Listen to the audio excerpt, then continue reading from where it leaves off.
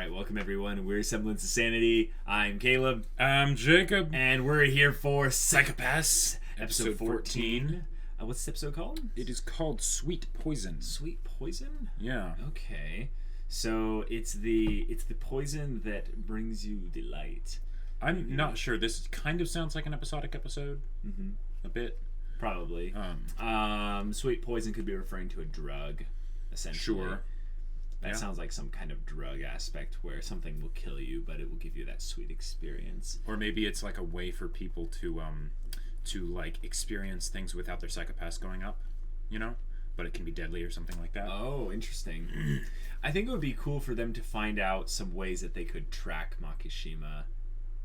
I mean, even though that they know Makishima is who Makishima is, right. This isn't a society where they can just decide this person by their DNA, right? Like we will find them, right? Although they do have the facial recognition. They do have facial recognition, but we have that in our world right now. Exactly. As well. Yeah. So it doesn't seem like they have any extra special stuff in that regard. So yeah, I don't know. This could be an episodic one, but I would like to see them make steps towards apprehending Makishima. Yes, or at the very least, or at the very least, having Makishima make a move preemptively. Right. Exactly. And him kind of causing problems before he even.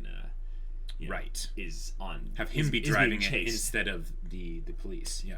Yeah, I would like to have the police drive it a little bit, but if I have to, Makishima would be great as well. All right, let's get into this episode. Freaky holograms. And they're just walking into a pharmacy with that helmet on. Yeah. Nobody bats an eye. Oh, Sibyl system. Okay, it's pretty low.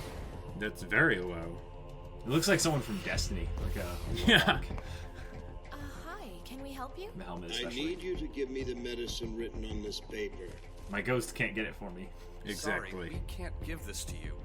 Psychotropic substances are only administered at authorized facilities. And besides, you need a prescription, biological data. You don't get it, do you? Is this Makishima? No. No. Wait. Oh! Oh! Okay. I'm gonna make these scissors disappear. Yeah. Ta-da! It's gone. So was he using those because, like, actual weapons would have gotten detected? Come on, give me the medicine, lady.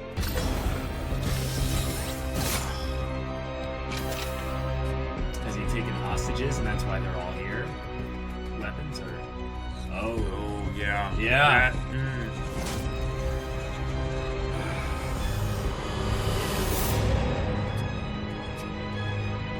Hey there. I think I know what's going through your head right now. But Mr. Kogami. But today, just focus on the case at hand. Okay, got it. The perp waltzed right through the door like he owned the place, killed the two pill jockeys, helped himself to whatever meds he came here looking for today, and then calmly walked out as if nothing happened. From the moment he set foot in the pharmacy, his psychopath showed a normal value and his hue remained clear. The log is recorded on the scanner too. Oh, great. Does that mean we've got another freak like that Makishima guy on our hands? Someone who can commit cold-blooded murder while keeping their psychopaths normal? I'm thinking the helmet is the key here. It must have some bypass feature. It's deceiving the somatic scans. The problem we have here is the scanner successfully detected the intruder's psychopath, and yet somehow it determined he had a clear hue of a fine, upstanding citizen who couldn't even hurt a fly. Yeah, exactly. So I told him, that's not my job, okay? Get somebody else to do that for you. After that, he just had this stupid look on his face, like he didn't know whether to yell or cry. It was awful. Hey, what do you want with me?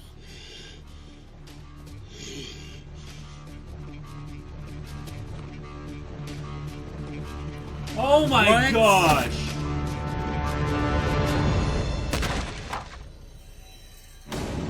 This is Makishima's plan. He's inciting fear and doubt into the...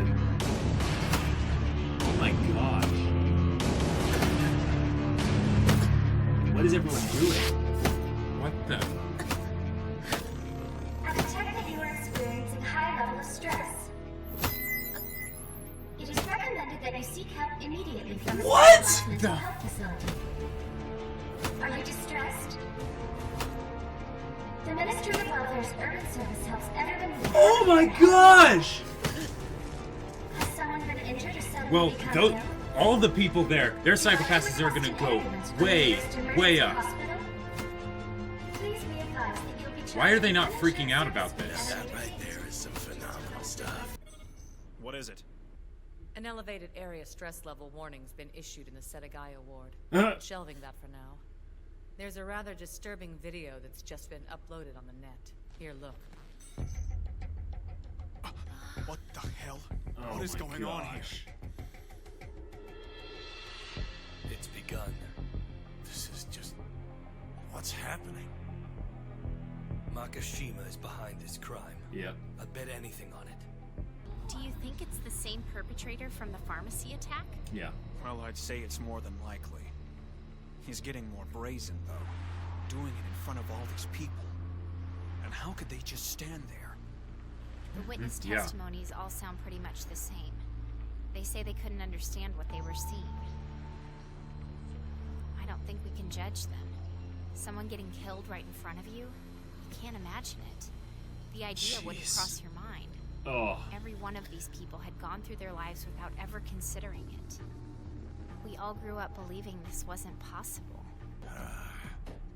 Of all things, he kills the girl right under a psychopath scanner. So does that mean any change in the culprit's hue would have been monitored in real time? Yeah, I'm pulling it up now. He managed to maintain a normal value yet again. Unbelievable. Yeah. Even at the moment when he's striking her dead, it registers only a minor fluctuation. Is there any chance that the value itself could have been faked this time? No way. Fabricating a psychopath just isn't possible, unless he's lugging around a supercomputer. Hey, wait a second. Now this is really bizarre. Wait. This guy's mental state was the exact same as the witnesses watching him kill her. I wonder if they'll be able to see through that little trick right away. This is a simple but impressive trick. Although I'm afraid it can be a bit limited as Huh? well. So they're swapping psychopaths. I think the reception range is only about 30 meters. Oh. But if there's even one person within that range who has a clear color, then it doesn't matter what you're thinking inside the helmet, or what you do while you're wearing it. Oh my god. Okay. The folks at the CID will probably notice soon that there was another person in the vicinity with the exact same hue. Assuming they combed through the scan data of everyone who was at the scene.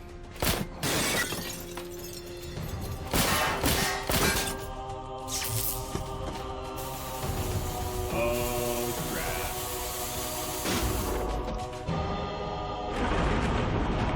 Are they? Inspectors, we've got another boy. emergency. This is getting intense. Yep. There are reports that an armored car was attacked on the freeway. An armored car? They must be crazy.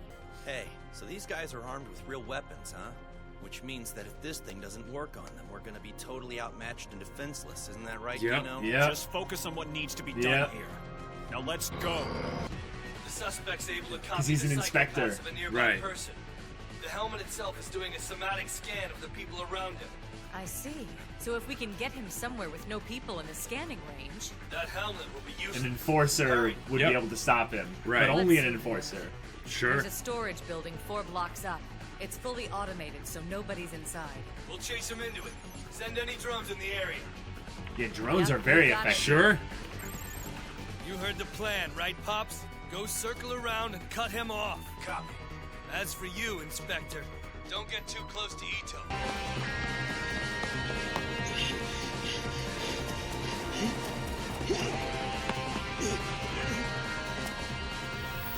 Crime coefficient 282. Yeah. Target Oh. is a registered enforcer. Damn it! Status: enforce at will. Trigger safety now released. Whoa, that's Kogami's. Gee, how kind of you.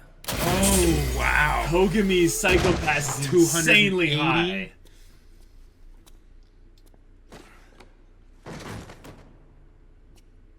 All the way up to 282 now, are you? Yeah? The thought of killing him may have crossed my mind. How you like seeing someone with your psychopaths getting shot down? Hey, I'm just glad the thing didn't turn into an eliminator. You wanna know something? You aren't very smart. I mean, you gotta either be stupid or crazy to meet us here alone like this. Now we know you got goods and money, and you know we're dangerous. You should have taken precautions. This was merely a tool to promote awareness. Right. To encourage those people to live like human beings, and to stop trudging through their sad, idle lives like livestock. Oh, is that so? Oh! Smooth moves, buddy. Woo! Okay. Well played. Oh, wait. Alas, it really is quite a terrible shame. Oh! Okay. That was not an episodic episode. Oh my gosh. It, no, it wasn't. Wow. So the brutality level, I think, was almost that was a bit too much. I would say. I don't think it was. I don't think it was too much. I think it was like borderline too much. Yeah, but it definitely drove the point home. Yeah. Oh my god. Because it wasn't brutality for the sake of brutality. It was well, it kind of was because they were making the point that this wasn't is for the insane. sake of brutality. They were trying to yeah. make the kind of that seismic shift that he was talking about. Exactly. Yeah. Kind of breaking the foundation. Because one of the things that I theorized back in the beginning of the show was if you have a system like this, what does it do to the psychology of the human beings, of just regular people? Right. And it would change them over time, eventually. Yeah. But especially people like he's bringing up, people that were born in the Sibyl system. Right. And they know nothing else. Yeah. There's an element of, wait, what happens when someone is, born without that certain level of stress and worry? Yeah. And we saw that specifically in a character like Wei in the beginning, who just didn't have to deal with stress and stuff. And then how certain parts of it got to him and wow. But I'm glad that they have an opening basically with the helmets that so that they still have a way to stop them, and the fact that enforcers and drones really are the best way to stop them. Right. Inspectors almost aren't even needed. But it's actually really sick and twisted about this whole little trick that they're doing here is intentionally giving people a reason to drive up their psychopaths so that they can enforce the judgment themselves. Right. Because they're enforcing the judgment upon themselves. Exactly. So, and the fact that Makishima is leading these guys, if he is near them, they will never have to worry about the Dominators. True. That is a very good point. So if they have kind of a somatic scan that searches for the lowest psychopaths around, and Makishima is that basically that Salamari, effect. Yeah. Like he just creates this perfect bubble of just Sibyl protection for all these people wearing masks. But so then it turns into this grand old fist fight between people with and as they've demonstrated, Makishima is very adept at capable hand-to-hand combat. Yes. Now, since they have one of the helmets, because they did capture the guy. Yes. Then they could maybe reverse engineer they could create a workaround. They could create some kind of dampening field. I don't know. But the idea is that now the whole society is going to realize that Sibyl system is not working very well. I think that there's a potential for that, but I don't think this was actually successful for Makishima. I think it was the start, the beginning. Yeah. But the actual video is where the real power came from. Right. The video though should be able to, in this kind of state where they have full control over almost everything, to just shut down the video. Sure. So let's say 5 million people saw it, okay? Yeah. Around the world or the country or something. Yeah. And those people, end up basically getting brought in for therapy, right? Sure. All at once. Okay. How they do that all at once is... No. That's the point, though, is that what percentage of them would actually be brought in if they get brought in all at once?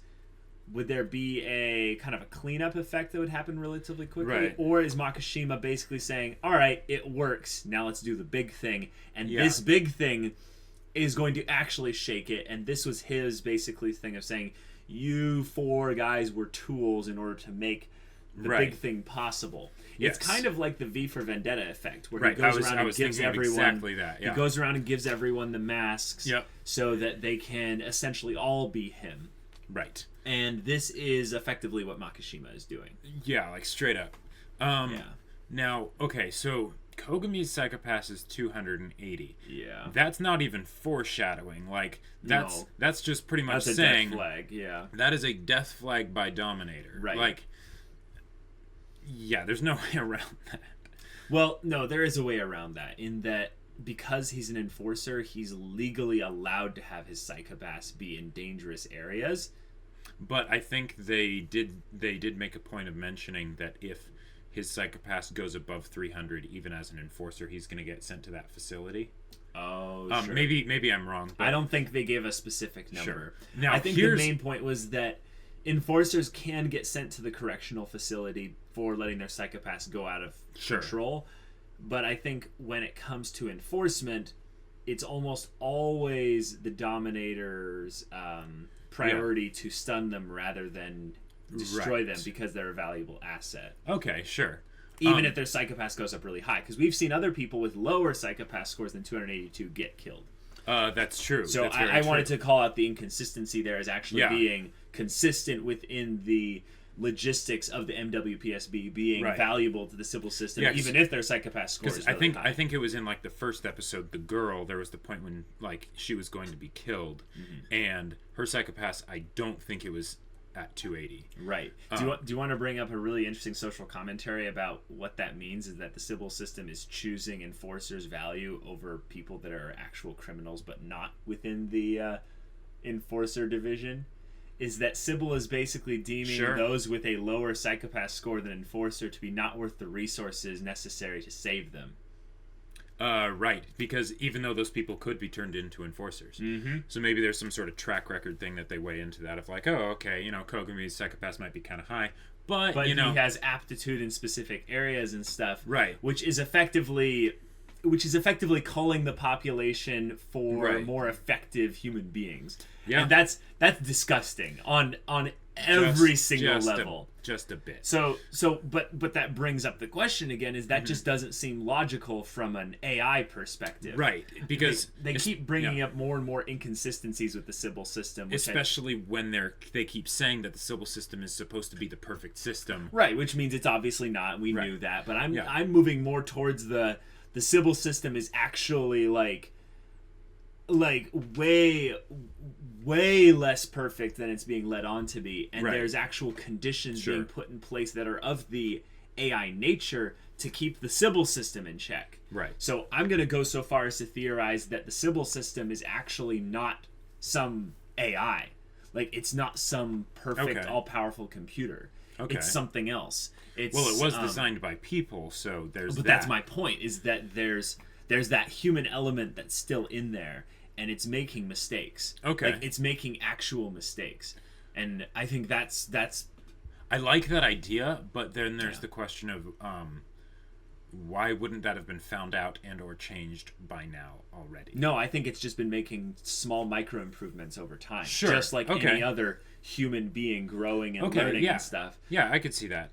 But that would be interesting, because then let's say it is an AI and it's just an AI that's still learning. Right. That would be interesting, but I want to see like almost a merging of AI and human. So, like something that's like beyond, like maybe like something actually like Makishima, where it's like a person that has that kind of outside the Sibyl system laws with the enhancements of an AI. Okay, theoretically, that kind of thing could be done, because they've established that you can replace pretty much every part of the human body except for the brain. Right. So you could theoretically take a brain out of a human body, hook it up to a computer, and have that be something that runs in tandem with the AI. Now, here's something that I'm curious about. The Dominators were fooled by the helmets. They scanned the people, and it was like, oh, this person's an enforcer, an inspector, whatever. Don't fire. Does that mean that if someone with the helmet picked up a Dominator, No. The Dominator would scan them as being a nearby inspector or enforcer. Oh. So that could be... Oh, I see what you're saying. Yeah, because if they're cloning... Yeah, but they would have to have an inspector nearby. Right. They would have to have an inspector nearby. But if they did, then that would mean... And maybe it might not quite work because the Dominators are, like, linked to specific people. I also think there's a hand aspect as well. Yeah, there might be. There's a DNA aspect as well. That's totally possible. But if not, that could be one of the more shocking things that Makishima tries to do. If they steal a bunch of Dominators, and then he goes around like they just start slaughtering people. Yes, but I don't think they're swapping psychopaths. We already right. They're copying psychopaths. Oh no! Here's where you're right. So here's what happens, right? So they go and do a thing. It's horrible. And everyone else sees it. Their psychopath scores go up. Then they come in with the Dominators. And kill them all. I absolutely love that theory because it is something that was established in the very first episode. And if you think about it, in the very first episode, we called them out on it. We're like, this doesn't make sense. Why is that part of the system? Right? They were I say they were introducing that at the very beginning because they wanted to be able to point back to that and say, no. We've been planning this all the whole along. Time. Yeah. Here's another thing about that plan that makes it perfect is it snowballs. It gets worse the more it goes on. Right. Eventually, people will snap, and then they will. Yeah. Once someone sees a normal, perfectly like civilized person get exploded in a pile of blood by a Dominator, right in front of them, their psychopath is going to go crazy. Well, that's the thing. People don't know what a normal human being is. That's true. So one of the ways to look at it is more of, there's a brutal thing that's happening. I am getting affected. I'm going to leave because this makes me uncomfortable. Right. Wait, this guy's pointing a Dominator at me. I'm fine. Wait. Now there's a bunch of people pointing Dominators. What is this? People are getting shot. Up. And then it just snowballs out of control. And they film the whole thing. Oh yeah. And then it puts their faith back into the takes their faith out of the MWPSB because for all they know these are rogue MWPSB people with helmets just going crazy killing people. Who knows? I'm surprised. Okay, this is something that I know the Sibyl system might kind of make irrelevant, but Sibyl system isn't outside of this country as far as I know. So why don't they have a military? Yeah. Like think about it. If Sibyl system is so great, then it might be all over the world. Sure. But I don't think it is because this story is being kept in, Japan, essentially. I would not be surprised if they made it be over the whole world. Because because in order for it to be that kind of perfect society, they don't want there to be outside conflict, right? Right. I think to an extent it would be interesting if Japan was being put into kind of that neutral territory zone, so it's like we don't interfere with Japan because they're in a social experiment right now to see if we can put this over the entire world. Okay. And the nations agree. Oh wow, it's not working. No, it's not working. Nope. But then I would think that to kind of protect themselves from other nations, they would need a military. I know that they would never bring the military into enforce things on their people and stuff. Yeah. But couldn't then they use someone? I don't know. Maybe they don't have a military. I almost see. They don't necessarily need one if it's over the whole world. Right. And so at what point are the gang going to finally get some actual traditional guns?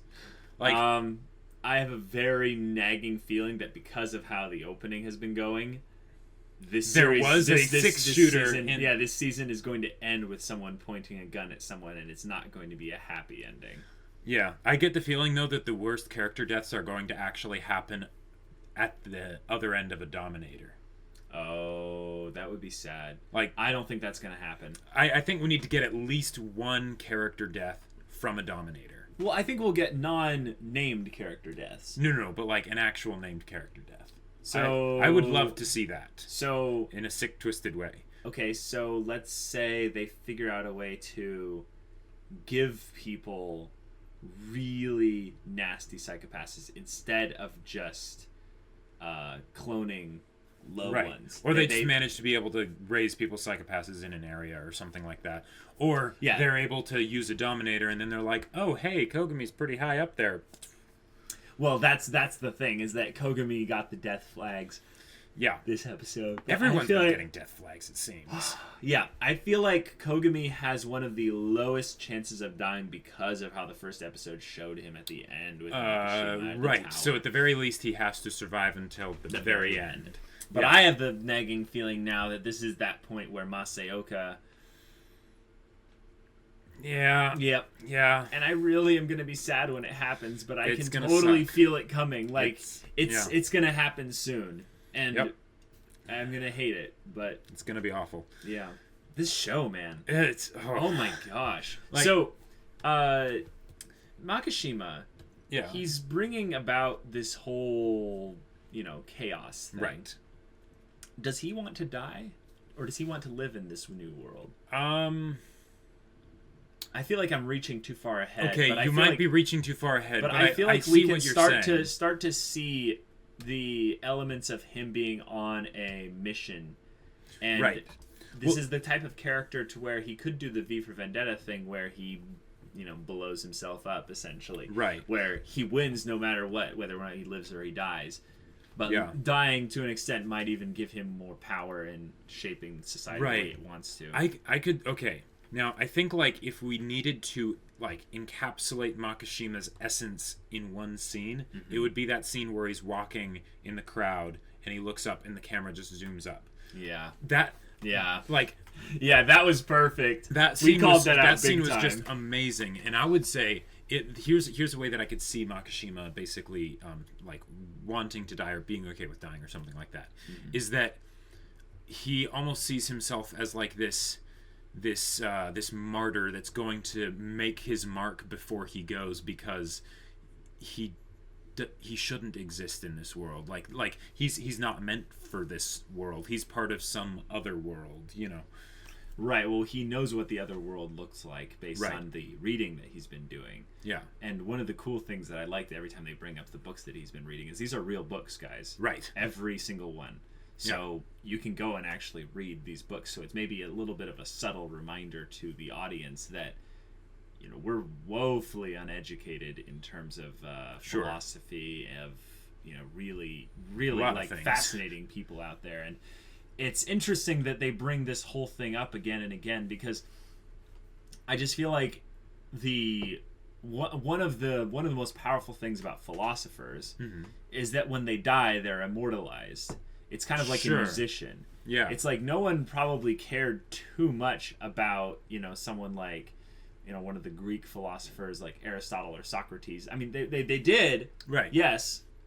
But we're talking about scales of magnitude to where people still nowadays remember Aristotle and Socrates. Right. Mozart wasn't as big as Salieri in his day, but then after they were gone. Exactly. Yeah. So I'm wondering if Makishima wants to immortalize himself into this point in history. And that's why he reads these books. He's trying to figure out the best way to communicate his crazy message. I don't see Makishima as having that big of an ego? Though. Oh, really? Okay. Really? Well, now let me clarify. Yeah. Because he definitely sees himself as he is arrogant. Oh, very, for sure. Very arrogant. For sure. But I don't think he seeks fame. I'm not saying he or seeks infamy or whatever. I'm not saying he seeks the. I don't think attention. he cares about being remembered. I think. But the thing is, if he's dead, lasting impact. That's what being immortalized is.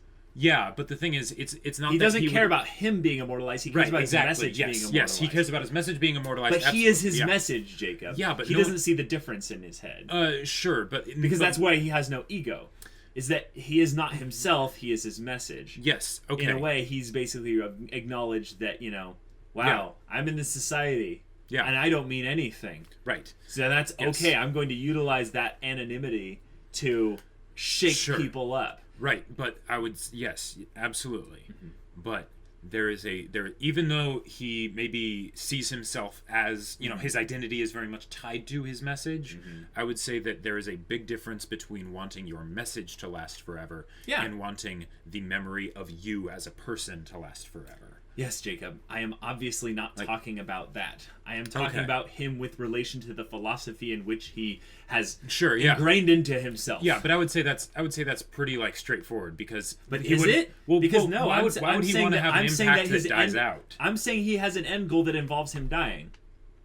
You're saying that that's not necessarily there. I'm saying that is there. I'm saying you cannot be immortalized while you're alive. All these people that he's reading are dead people. Well, okay. I like that idea, but that wouldn't necessarily have to be the case because if it doesn't have to be. I'm just predicting that it will be. And I could very much see that happening, but he could just as easily, since it's his message that he wants to live forever, not necessarily the memory of him as a person. Yes, his message. He could just as easily still be alive and be a nobody somewhere, just seeing this new world that he's created. Right. I'm thinking about this in terms of what this show is giving us into what actually is probably going to happen. There is no way this season ends with Makishima still alive. No way. There's absolutely no way. The way they're setting this up, but now that we're getting towards the end game, like this was almost end game material episode, like right. briefly building up towards actual end game. Right. It's basically saying that the beginning of the end has begun. Yeah. So with that, I now don't see a world in this show where Makishima lives. Okay.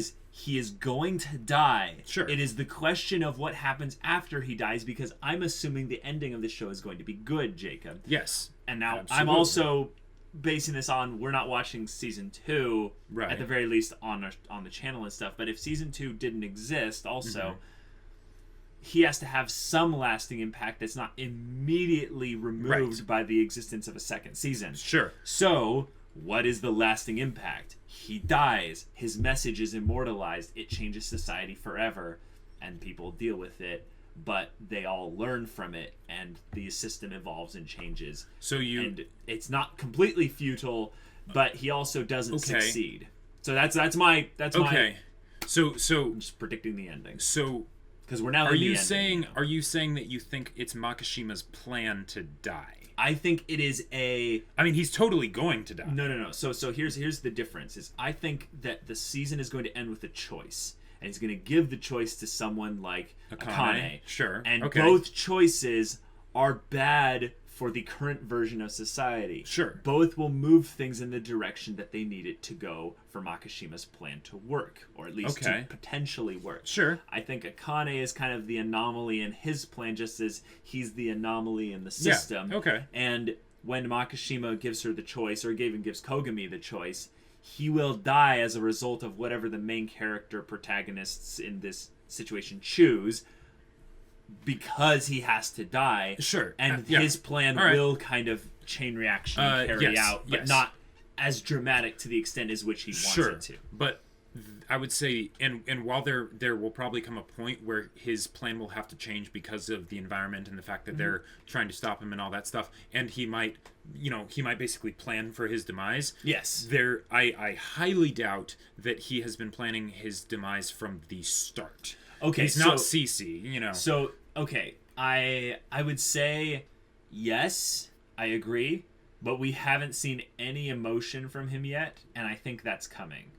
So once we start to see emotion from Makishima, and I know some people are like, he's a psychopath, they're not going to see emotion. I think that this is the show where we're going to see that little bit of anger or frustration or excitement just contempt or something, or excitement from Makishima, and that's basically him kind of approaching his end.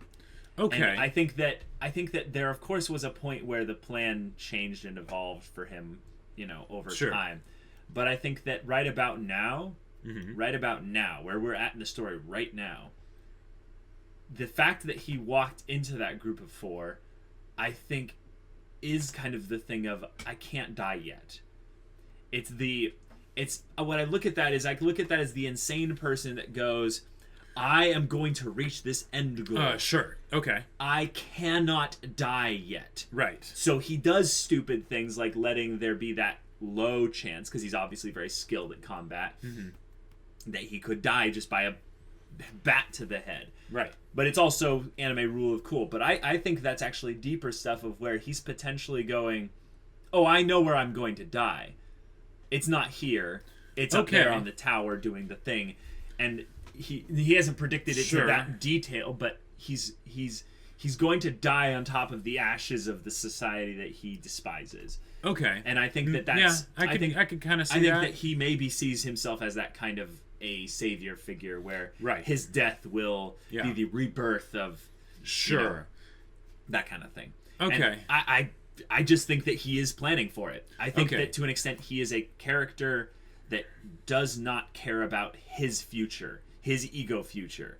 He cares about his message's future, and dying basically keeps him from ever being discredited in the future. Okay. That's a great point, though. If he is dead, they cannot use him as a puppet to discredit his message. No, but they could always just, cover it up or whatever. I mean, depending on what it is that happens. His thing is that he doesn't believe they will be able to. Right. Yes. Right. Yes. So he's basically, Yep. Okay. Well, but the main thing I just want to point out is that Makishima is not a Loki type character. Because a lot of the times I get the feeling like, and this is one of the things that I like about Makishima a lot, is that he has this grandmaster plan. He has this thing that he believes in, but he does not have that bravado, kind of... Of course not. It's not effective. It's not effective, and it's not his style, and I love it. He is pretty self-aggrandizing with constantly just stroking his own ego by talking about his plan, though. Yes, but he doesn't puff himself up to other people. It's more like his own it's being his own self-talk. I'm cool. I'm awesome.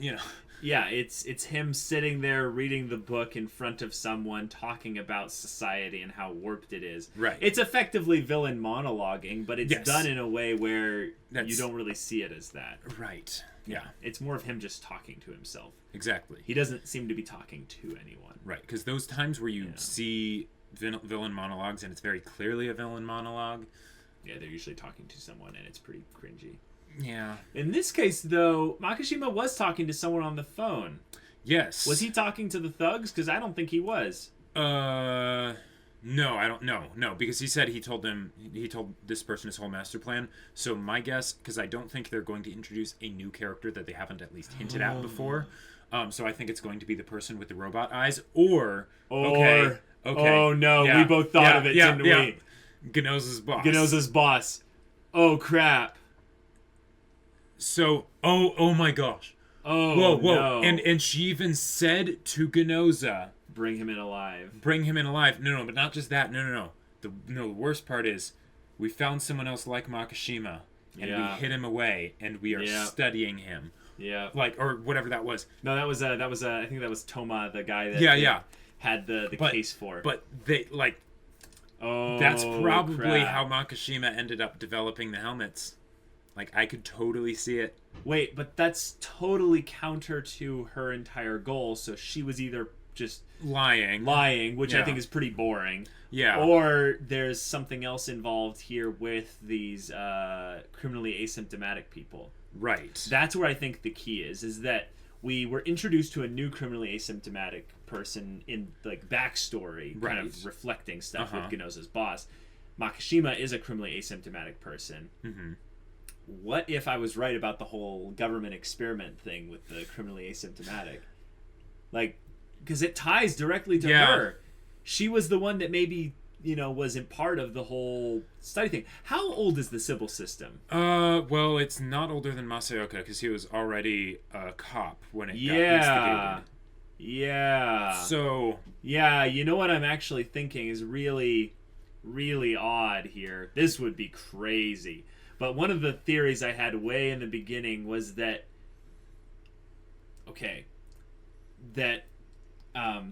Makishima is a child of the Sibyl system, not a child of being he's born in it. He was there at the inception of it. No. Think about this. If it's based on a human mind and it's merged with AI crap to be, learning and evolving and all that stuff, and really intelligent. Sure. What if they needed a criminally asymptomatic mind, like a perfect criminally asymptomatic mind? I like the idea, but the reason why I'm skeptical is because they don't want to stray too far from the foundation that they've set up. Because they've set up a really good foundation. They spent a lot of time doing it. And now, and because of that, all the stuff that they're doing now is that much more meaningful, right? Possibly. But if they turn it in another direction too much, it will feel jarring. They do have time. They have time. Yeah. This is only episode 14. Yeah, we're not at the end of the show by any means. But them kind of setting up this episode really does make me wonder now, by the laws of the kind of the structure of the show, we have so much time left. Right. Is the whole rest of the show just this mile-a-minute thriller of just society falling apart slowly, piece by piece? To an extent. And Makishima's initializing his plan. Yeah. And then it builds up to the finale with, people dying, crazy things happening, learning more about the Sibyl system. I think we have enough room in maybe the next 5 episodes for a huge Sibyl system reveal. Huge Sibyl system reveal. Yeah, we find out almost everything about it. Right. Because that's maybe the biggest mystery left in the show right now. What is the Sibyl system? Sure. We don't know exactly what it is. Although, here's one other thing I would say. So, Makishima's other buddy that had the robot eyes. Yeah, he has been absent from the story. He has been absent from the story. So he's going to get brought back in. So I would say that means he's going to get brought back in, and makes I can sense see with them. The phone call. Right, makes sense. If he was talking to that guy on the phone, then that would make sense. Right. And that could be where they get 2 or 3 episodes worth of runtime from. Because basically, he's the last mini boss. He's the mini boss lieutenant. Before we get to the big one. Exactly. Yeah, I don't like that, but also they could do it what? Well if they were yeah, but you know what it. that also means though is that Lieutenant Mini Boss is going to be the source of. He's going to be the one that kills one of the MWPSB people. It has to be possibly, because Makishima has been kind of that marionette playing background intelligent villain. Right. So he uses this person. He needs a brute to go and just destroy Masaoka. Sure. Although this person was shown to be more of the techie type person. Yeah, but aren't they the cybernetic? He could have enhanced strength. That's true. He could have enhanced He could just have a gun. He could just have a gun. Yep. Or a Dominator. Boy. Wow. So this episode was really good. I'm surprised that they got that much stuff into it. Oh my gosh.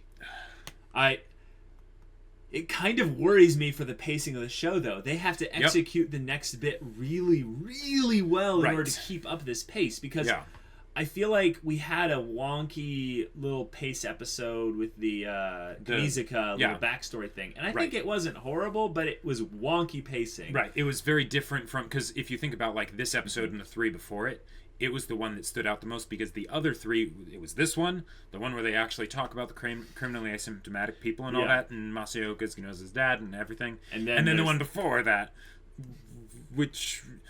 has the whole thing with Akane watching her friend get executed. Yeah, So I'm really curious how they change the pacing or maintain the pace moving forward, because they do have a fair amount of time left. If I think about it structurally, they need to have little things like this that Makishima are doing, and these are basically the new types of crime cases that they're going to. Exactly. And they just go to a new one. They're more public, more consistent, they're more violent and over the top. And this is where basically the show's really dark stuff gets to be doubled down upon. Right. As it's ramping up towards a finale or some character deaths. Right. And because it will mean more than just, this person was brutally murdered. It's this person was brutally murdered and all these people saw it, and now there's civil unrest and people are rioting in streets and et cetera, et cetera.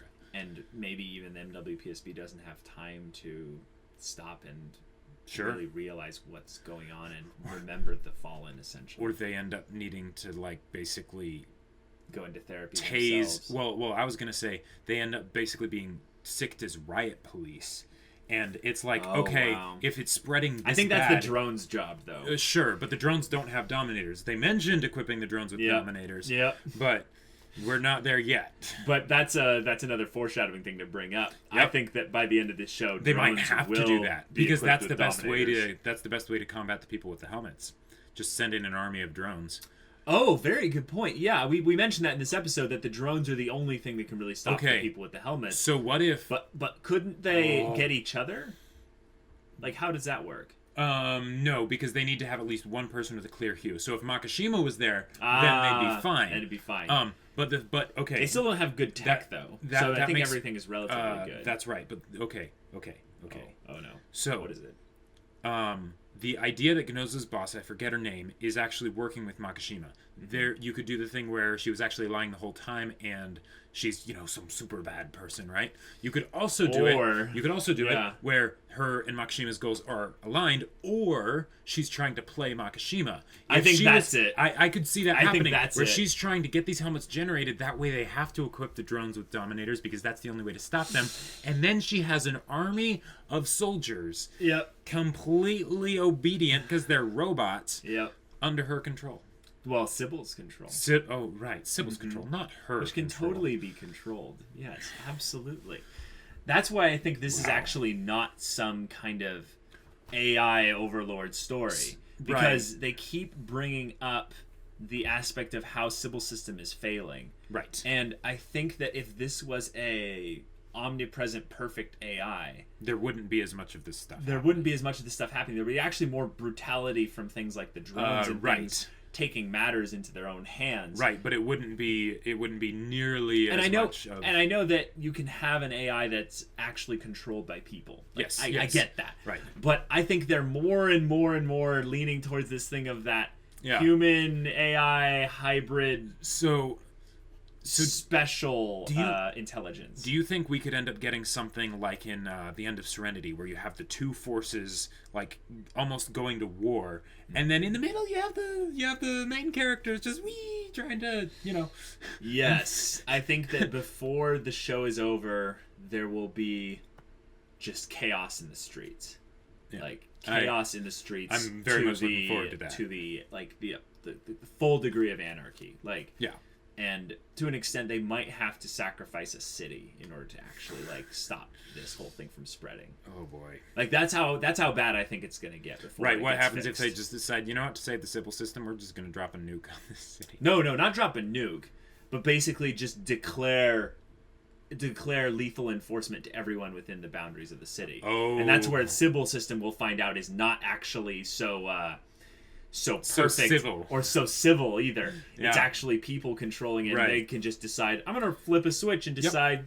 everyone in the city deserves lethal enforcement. And if Gnoza's drones just go through with Dominators and just kill everyone. Oh boy. And that's maybe what Makishima wanted, and it's one of those things of... Right, by driving them to do that, he basically undermines the entire system. Oh, well, yeah. Way undermines it. Destroys it completely. And then he relies on the power of the people to basically... overthrow it. Okay. Wow. Okay. Anything we missed? I wrote down a couple. So. Actually, I didn't write really any notes. Me neither. I just got swept up in it. The bit with Akane. Oh, not trusting the Dominator. Yeah, I not really trusting the Dominator because I think that's more foreshadowing, but it fits perfectly after what she's experienced. Right. But I think we need more of that. We need more Akane internal struggle focus. Because as we talked about when Akane's friend died, we didn't really care about her as a character, but we care about Akane and seeing Akane's... Well, we cared about her via proxy through Akane. Through Akane, right? So seeing Akane's response was what made us care so much about the fact that she died. And it was brutal. And the fact it was just a bit brutal. But by having little bits like this carrying forward, that makes us that reminds us that it wasn't just some insert tragic character death here. It's like, no, this person was someone that Akane actually really, really cared about. It's still affecting her. Yeah. Okay, I think that's good for now. Probably. All right, so guys, this was a fantastic episode. We are, oh my gosh, really getting into this show now. This is quickly becoming one of my favorite, so good. At least my favorite sci-fis of all time. Sure. But yeah, I can't wait for the next one. If you want to see the next one, though, right now, go check out the link in the description below for our Patreon's early access. Yeah. You also get access to our Discord. You get to chat with us about anime. It's Exactly. pretty cool. And we'll see you again next time. But until then, for Semblance to Sanity, I'm Caleb. I'm Jacob. And we'll see you all next time.